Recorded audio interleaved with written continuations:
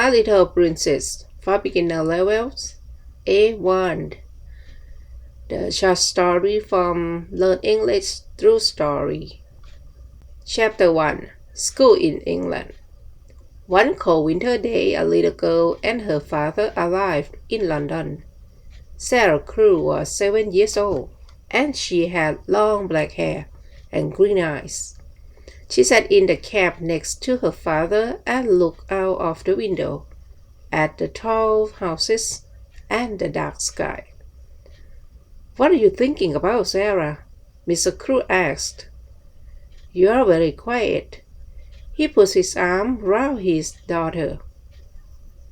"I'm thinking about our house in India," said Sarah, "and the hot suns and the blue sky.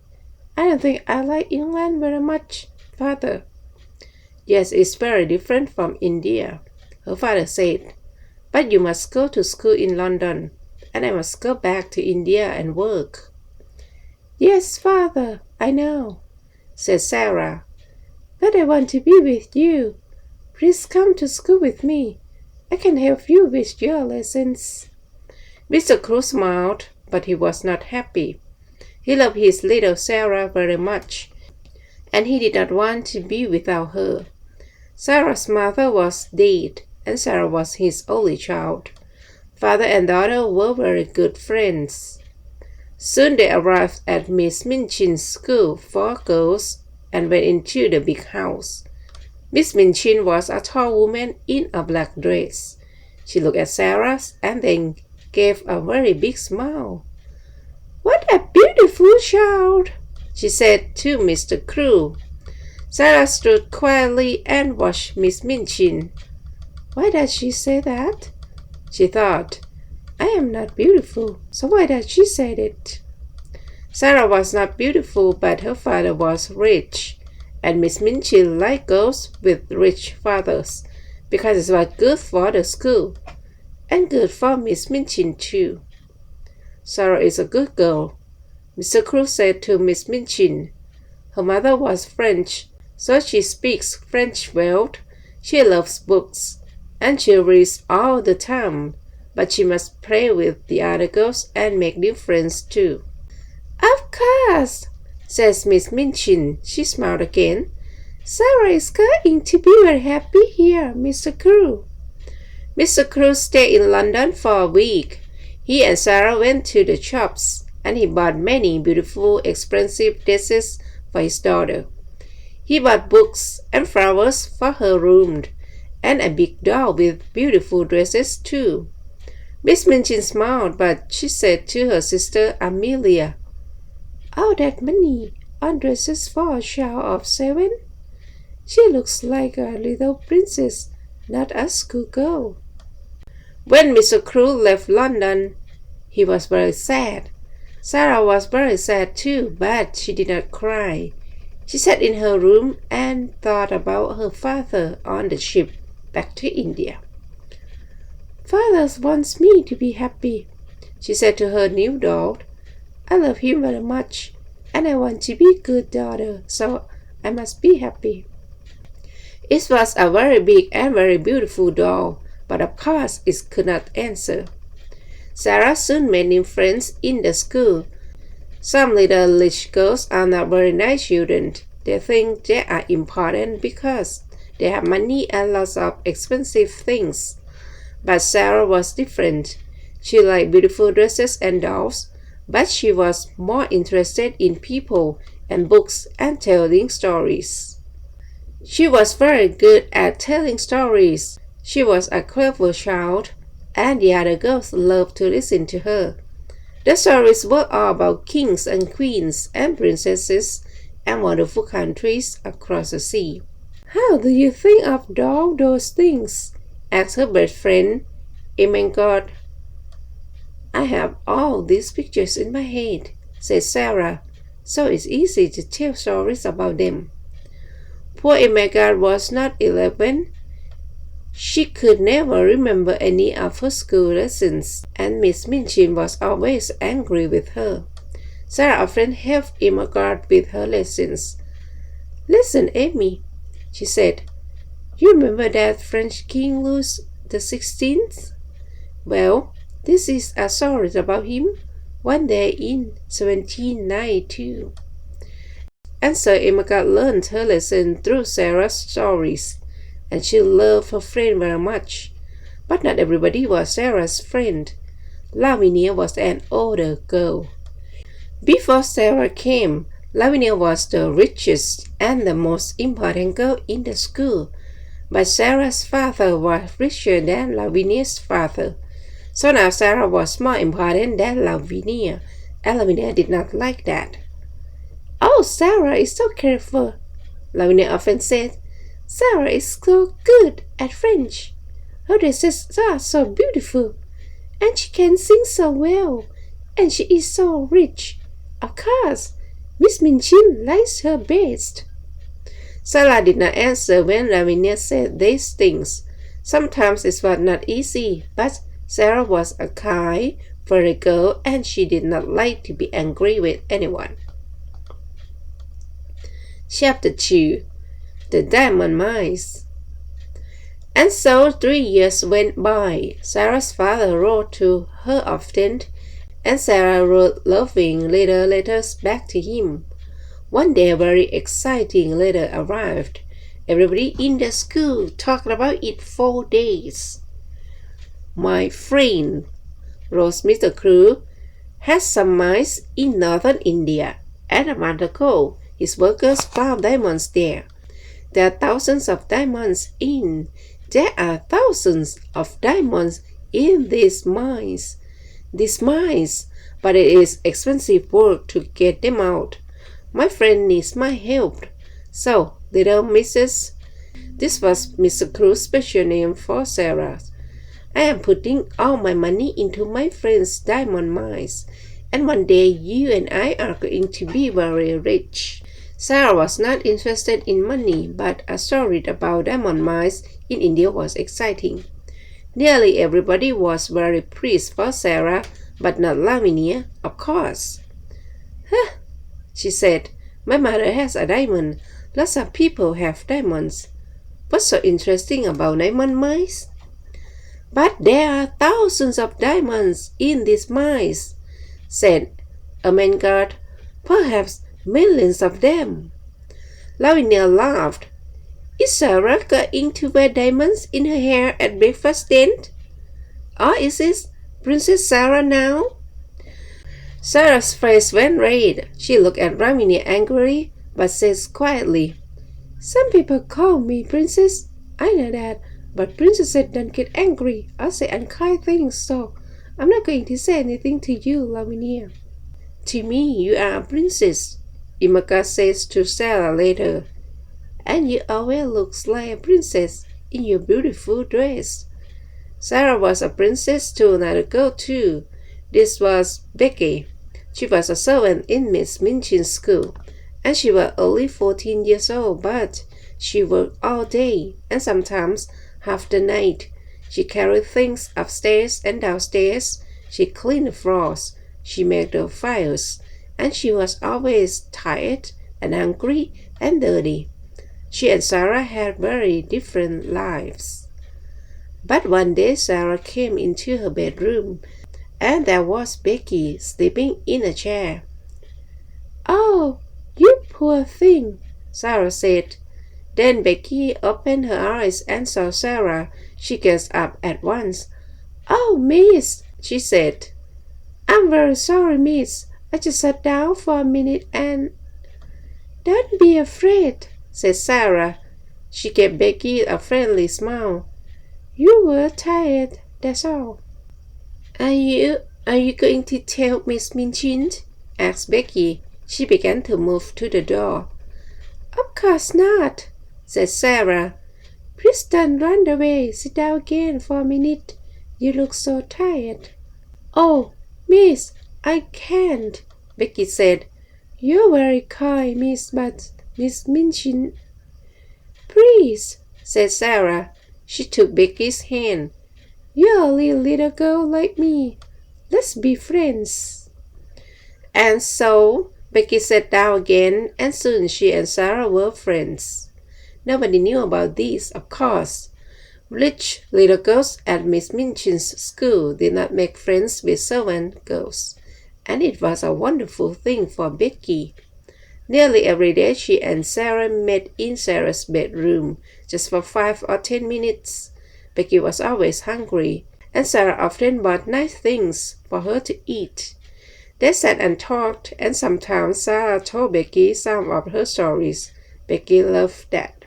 "Oh, miss," she said, "you tell them so beautifully.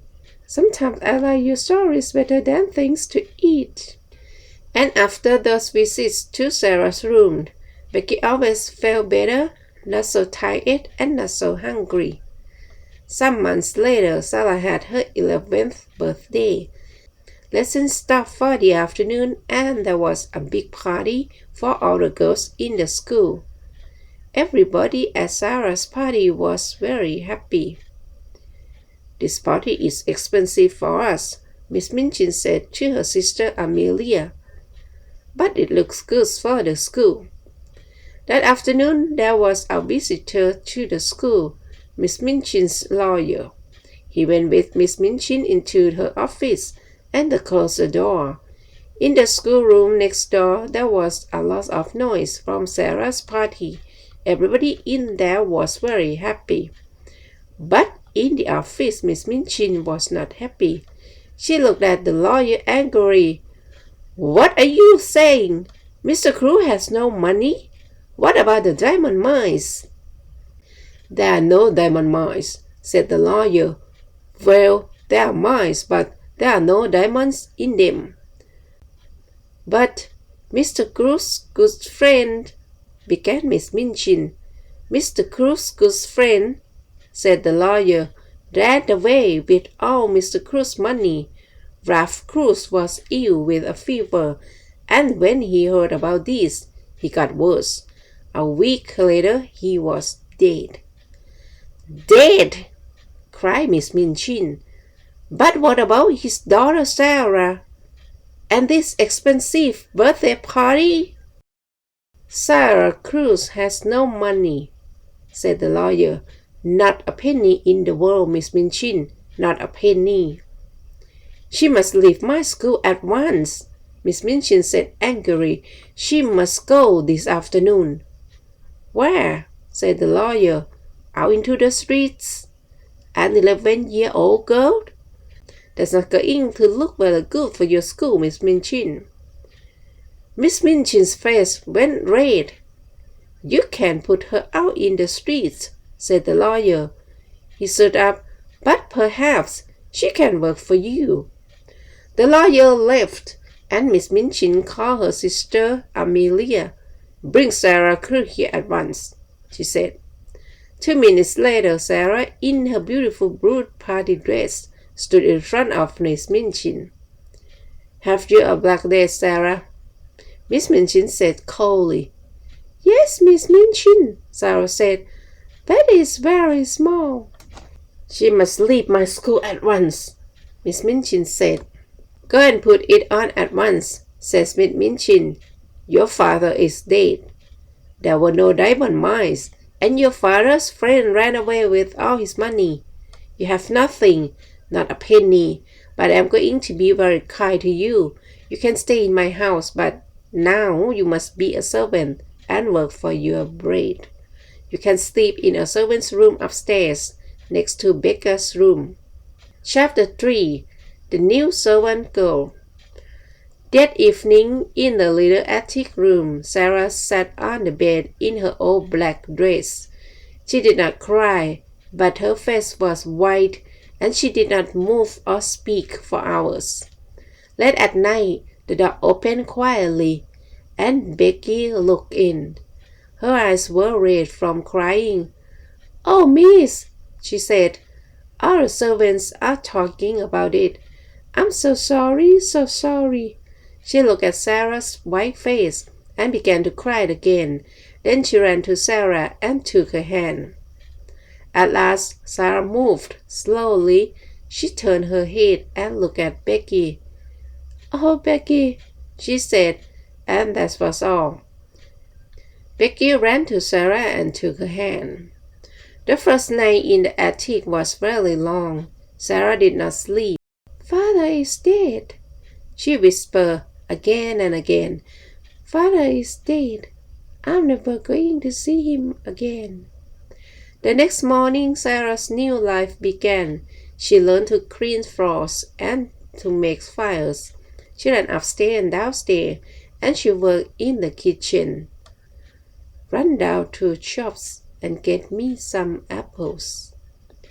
The cook was a big woman with a red, angry face. "So," she said, "the little rich girl with the diamond mines is now a servant."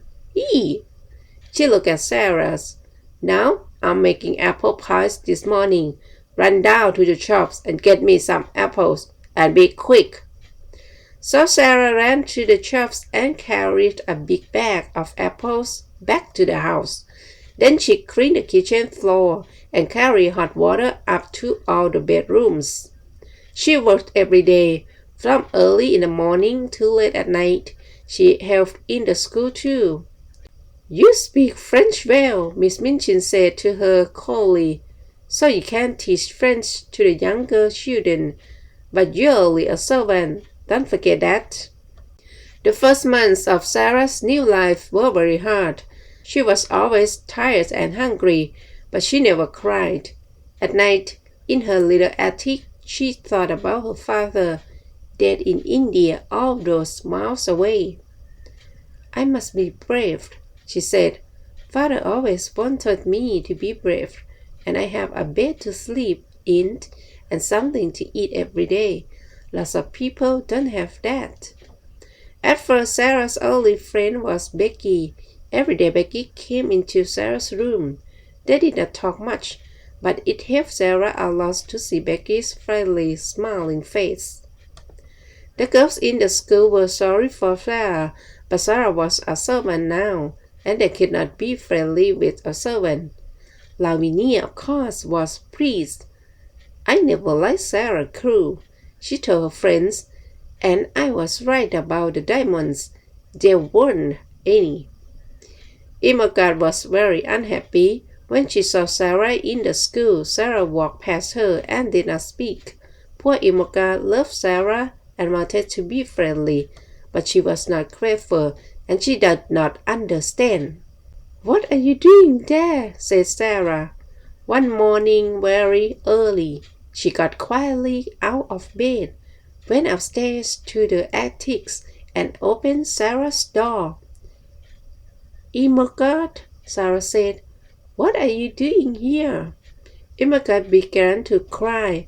"Oh, Sarah, please tell me. What is the matter? Why don't you like me now?" "I do like you," Sarah said. "Of course I do. But you see, everything is different now. Miss Minchin does not want to talk to the girls. Most of them don't want to talk to me. And I thought perhaps you didn't want to." "But I'm your friend," cried Imogen. "I'm always going to be your friend, and nobody can stop me." Sarah took Imogen's hands. She suddenly felt very happy. Perhaps she cried a little too. Who can say? There was only one chair, so the two friends sat on the bed. Imogen looked round the attic. "Oh, Sarah, how can you live in this room? It's so cold and dirty." "Watch," Sarah said. "It's not so bad," said Sarah, "and I've got lots of friends. That's Becky in the next room. And come and see." She moved the table under the window, and then she and Imogen stood on it and looked out of the window over the roofs of the houses. In her pocket, Sarah had some small pieces of bread. She put her hand out of the window with the bread on it. "Watch," she said. After a minute, a little brown bird flew down to Sarah's hand and began to eat the bread. Then a second bird came, and a third, and a fourth. "Oh, Sarah, how wonderful!" said Imogen. "They know I'm their friend," said Sarah. So they're not afraid. Sometimes they come into the room too. Emeka looked across the roof to the next attic window. Who lives in that house? She asked. Nobody, said Sarah sadly. So I never see anybody at that window, and I can't really talk to the birds. But one night, 2 or 3 weeks later, Becca came into Sarah's room. She was very excited. Oh, miss, she said, an Indian gentleman is moving into the house next door. Well, he's English, but he lived in India for years and years, and now he's going to live next door. He's very rich, and he's ill. Something bad happened to him, but I don't know what. Sarah laughed. How do you know all this? She said. Well, miss, you know, the Carmichael family across the street? Becca said. I'm friendly with that kitchen girl, and she told me Mr. Carmichael is the Indian gentleman's lawyer, so they know all about him. Chapter 4. Ramdas and the Monkey. Every morning when Sarah gave the birds their bread, she looked across the attic window next door, but nobody opened it. Nobody called out, Good morning, across the roofs, or gave Sarah a friendly smile. Perhaps the Indian gentleman's servants all sleep downstairs, she thought sadly. Her life was very lonely now. She saw Becky's every day, of course, but they did not have much time for talking. The cook and the other servants were not friendly. Sometimes at night, Emeka came up to Sarah's room, but it was not easy for her to come often. Then one evening, Sarah was in her attic when she heard a noise on the roof. She looked up, and there at the open window was a small monkey. Oh, you dear little thing, cried Sarah. At once the monkey jumped down and began to run round the room. Sarah laughed. She got up on the table and looked out of her window, and at the next window she saw a face, the smiling face of an Indian Lascar. Ramdas thanked Sarah again. Oh, cried Sarah, have you got a monkey? He's in my room. The Lascar's name was Ramdas, and yes, it was his monkey. He gave Sarah a big smile. I'm so sorry, he said. Can I come and get him? Oh, yes, please, said Sarah. I think he's afraid of me. And he runs so fast, but can you get across the roof? Yes, Ramdas could. And a minute later he was in Sarah's room. Soon the monkey jumped into his arms, and Ramdas thanked Sarah again and again. Then he went away, across the roof, back into the house next door. Sarah went to shops 5 or 6 times a day, and when she walked past the house next door, she often thought about the Indian gentleman. She felt sorry for him. He had no wife or family, and the doctor visited the house every day. Mr. Carmichael, the lawyers, often visited too, and sometimes the Carmichael children went with him. Sarah was pleased about that. It's nice to see friendly faces when you are ill, she thought. The Indian gentleman thought that too. He liked children very much, but he was a very unhappy man. Mr. Carmichael was his friend, and he talked to him a lot. But they talked about only one thing. I must find the child, said the Indian gentleman. His name was Mr. Carrisford. I must find her and take care of her. But where is she? Here I am with all his money from the diamond mines, and half of it is Ralph Crew's money.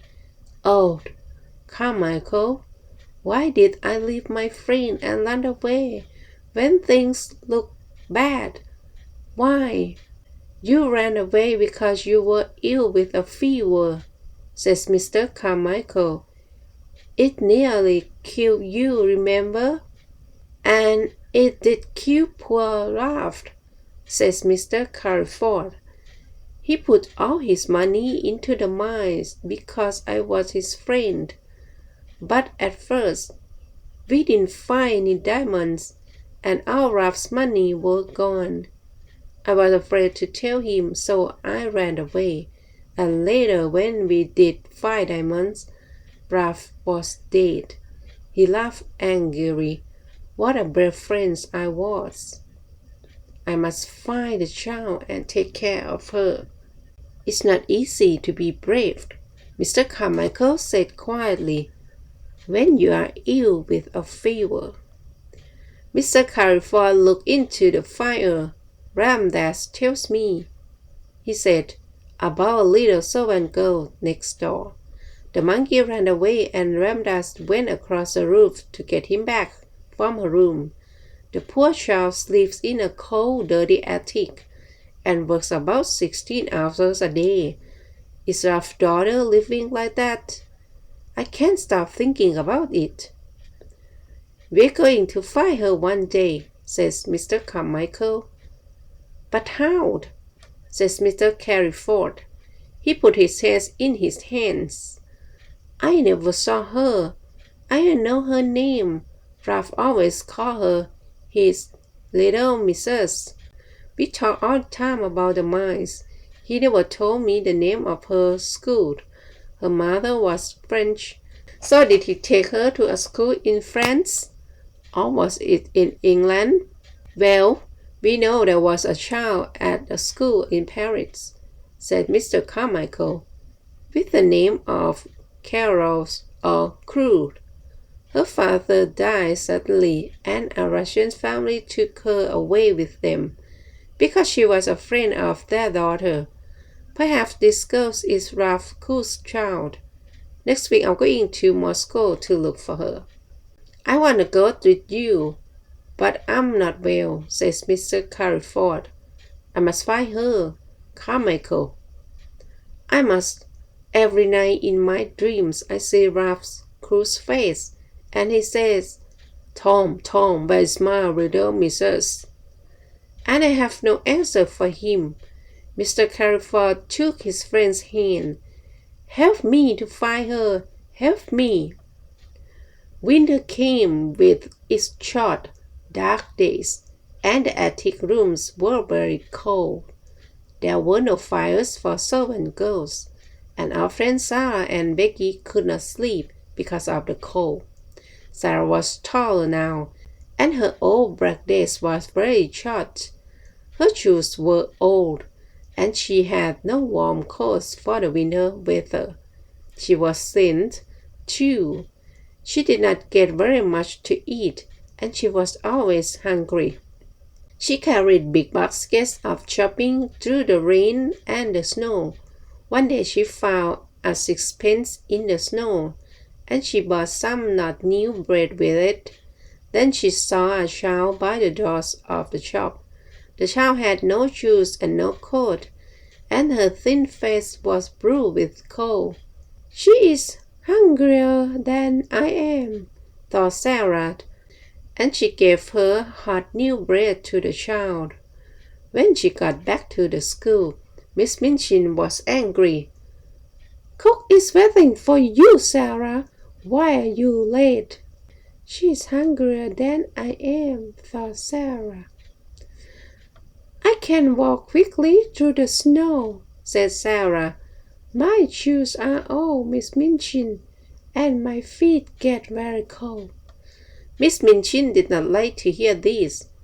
Don't speak to me like that, she said. I am kind to you. I'm giving you a home, but you never say thank you to me. Sarah looked at her. You are not kind, she said quietly, and this is not a home. Go to your room at once, said Miss Minchin. On the stairs, Sarah met Lavinia. Lavinia looked at her and gave a little laugh. Oh, here's Princess Sarah, she says. in her old dress and her dirty shoes. In the attic, Sarah sat down on the chair by her table. I must be brave, she whispered. A princess is always brave, so I must be too. But it's not easy. She put her head down on her arms. Oh, father, do you remember your little missus? Can you see me now? And in the house next door, Mr. Carryforth sat by a warm fire. Moscow is a long way from London, and he could only wait, but he thought about Ralph Crusoe every day. He thought about other children too. Ram Dass, he said, how is that poor little servant girl next door? Can we do something for her? I see her in the street every day, said Ram Dass. In the rain, in the snow. She looks thin and hungry, but we can help her. I can easily get in through her attic window. Listen. And he talked for some minutes. Mr. Carryforth smiled. Yes, he said to Ram Dass. Yes, I like it. Let's do it. Chapter 5. The Magic. One night, a week later, Ermengarde got quietly out of bed and went upstairs to the attics. Sarah was not there, so Ermengarde sat on the bed and waited. At 10 o'clock, Sarah came slowly up the stairs and into the room. Ermengarde looked at her. Oh, Sarah, she cried. Are you ill? Your face is white and you look so tired. It was a hard day, Ermi, said Sarah. She sat down. Miss Minchin was angry with Cook. Then Cook was angry with us. Becky and I had no dinner and no tea. Does this happen often? Said Ermengarde unhappily. You never told me. Are you hungry now? Sarah looked at her. Yes, she whispered. Yes, I am. I would like to eat that table. I would like to eat you. Ermengarde jumped up. Sarah, she cried. I had a box of things from home today. There's a big cake in it. I am going to get it now. You and Becky can eat it all. Soon Ermengarde was back. The three girls sat on Sarah's bed, and there were some happy smiles when Ermengarde opened her box and took out the cake. Oh, miss, look at that, said Becky. You're kind, Ermi, said Sarah. She laughed. It's magic, you know. When things are very bad, something nice always happens. Here we are having a party. Ermengarde gave Sarah and Becky some cake, and they began to eat. Suddenly they stopped. There was a noise of feet on the stairs. They listened. Oh no, whispered Becky. It's Miss Minchin. Yes, said Sarah. Her face was white again. Then the door opened and Miss Minchin came in. So Ravenel was right, she said angrily. Tea with Princess Sarah, Becky? Get back to your attic at once. Oh, please, Miss Minchin, cried Ermengarde. It was my cake from home. We are only having a party.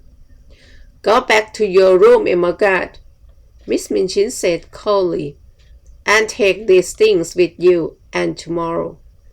She looked at Sarah. There's no breakfast, no dinner, and no tea for you, remember that. Soon the attics were quiet again. Tired and hungry, the two servant girls went to sleep. But after an hour or two, Sarah opened her eyes. Was it a noise from the window, perhaps? Something is different, Sarah whispered. What is it? She sat up the bed and looked round the room. She looked again and again, and her eyes were very big. The room was different, very different. There was a wonderful hot fire. There were new, warm blankets on her bed, and beautiful pictures on the walls. Sarah slowly got out of bed. It is a dream, she said. Where did all things come from? She put out her hand to the fire. No, it's not a dream. The fire is hot. I can feel it. And oh, look at the table. There was a red cloth on the table, and cups and plates. There was hot tea and wonderful things to eat. Hot meat pies and sandwiches and cake, oranges and apples. Sarah ran at Becky's room. Becky, she whispered, come quickly. The magic is here again. Come and look. When Becky saw the room, she could not speak at first. Then she said, Oh, miss, what is it? How did all these things get here? I don't know, said Sarah. It's magic. At first I thought it was a dream, but it is not. Look, these pies are hot. Let's eat them. Hot meat pies aren't a dream. They sat down by the fire and ate and drank. Oh, those pies were good, miss, Becky said. And the tea and the cake. I don't understand magic, but I like it. Sarah looked round the room. Oh, Becky, look. There are some books, too. I didn't see them before. She ran to look at them and opened the top book. There's some writing here. Listen, it say, to the little girl in the attic from a friend. Oh, Becky. Sarah closed the book and looked up. I have a friend, Becky, she said slowly. Someone is my friend. The next morning, Becky met Sarah in the kitchen. Oh, miss, she whispered. Was the magic there this morning? Or did it go away in the night? No, it's still there, Sarah whispered back. I ate some cold meat pie for breakfast, and the fire was still warm. Becky laughed happily. Oh my, she said. Miss Minchin could understand this when Sarah came into the schoolroom. She looked happy and well. Miss Minchin wanted to see a white and happy face and eyes raised from crying. How can that child smile? She thought angrily, but of course she did not know about the magic.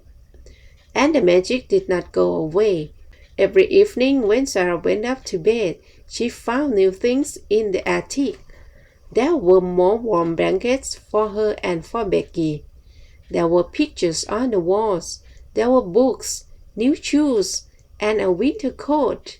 And best of all, there was always a fire and a wonderful hot dinner on the table. But where does this all come from?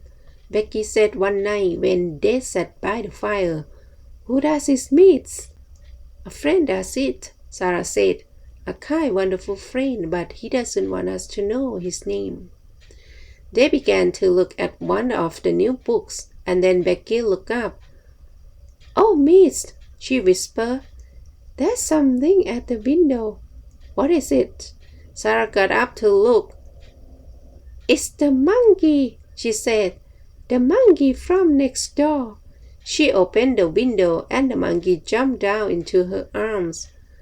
Oh, you poor little thing, Sarah said. You're so cold. Becky was very interested. I never saw a monkey before, she said. He's not very beautiful, miss. What are you going to do with him? It's very late now, Sarah said.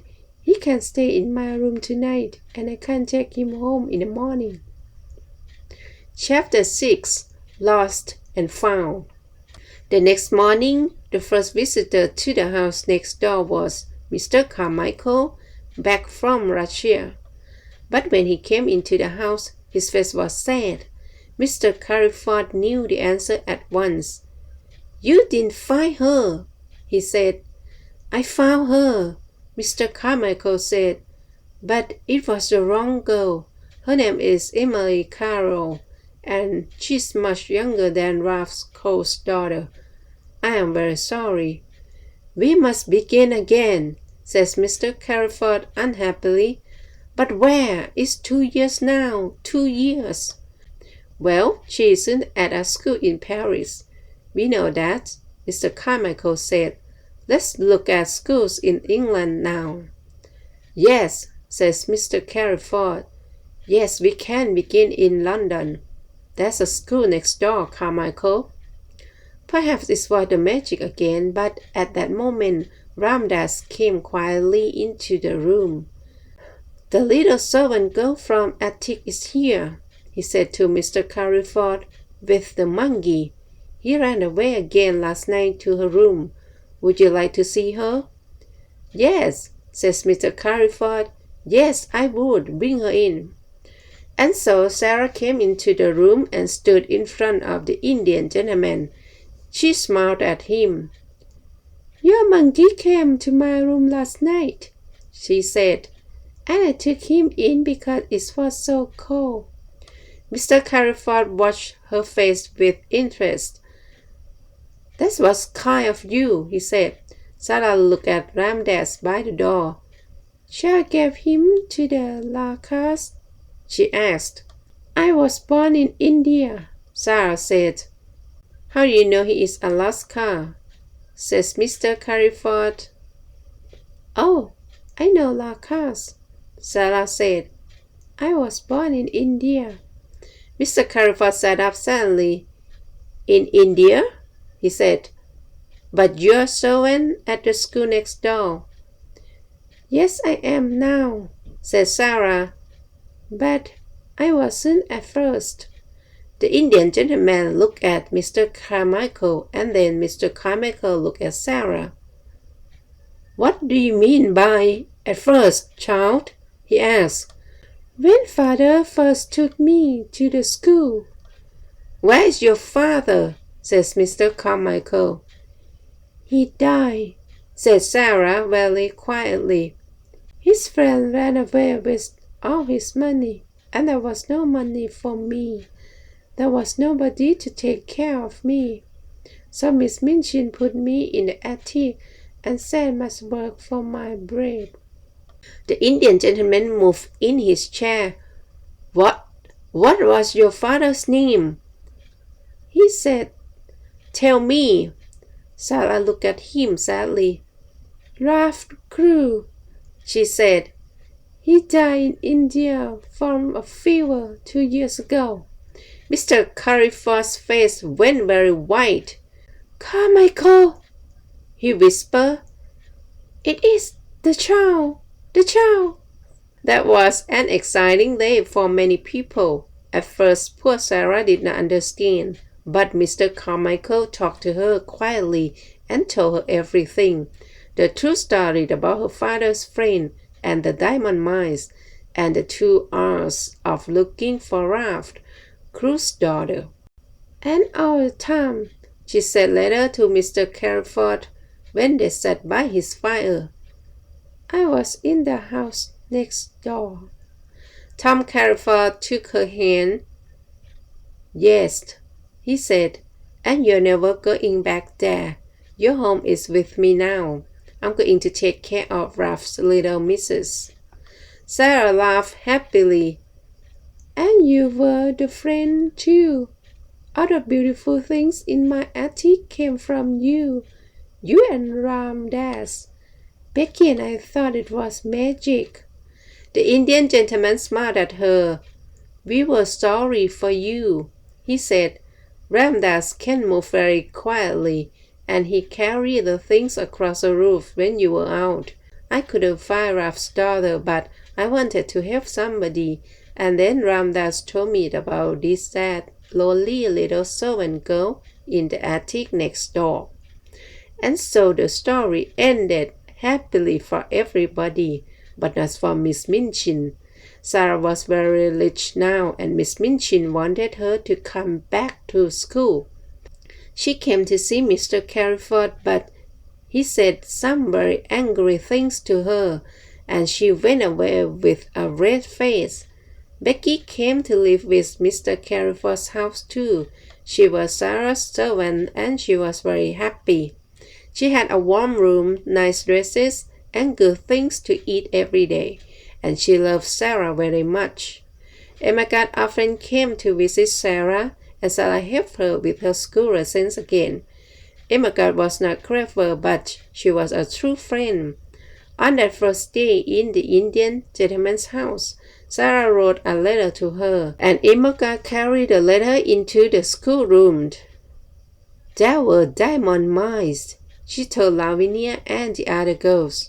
There were millions and millions of diamonds in the mines, and half of them are Sarah's, and they were her diamonds all the time when he was cold and hungry in the attic.